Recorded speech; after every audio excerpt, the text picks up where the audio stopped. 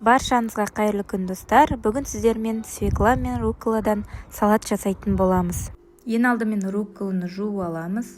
Одан соң тура видеодағыдай осылай пышақпен алғанда ыңғайлы болатындай қылып бөліп аламыз. Тура видеодағыдай осылай ортасына стакан қойып,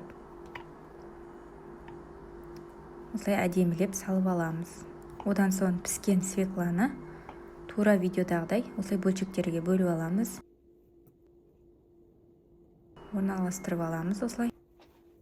Одан соң апельсинді кубик түрінде тура видеодағыдай сәндеп саламыз.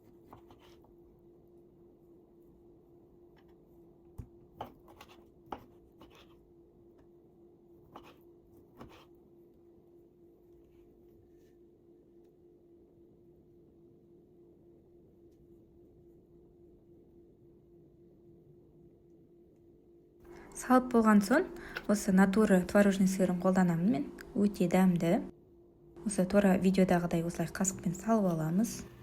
Енді соус дайындаймыз.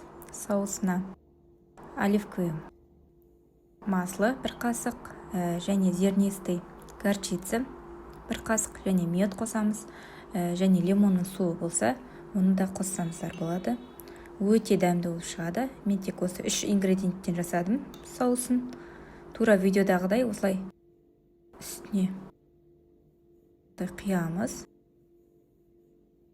Өте әдемі әрі дәмді болып шығады. Одан соң үстінен кедровый орех немесе үгітілген грецкий орехпен сәндесеңіздер болады. Көріп тұрғандарыңыздай бұл салат өте жеңіл жасалады.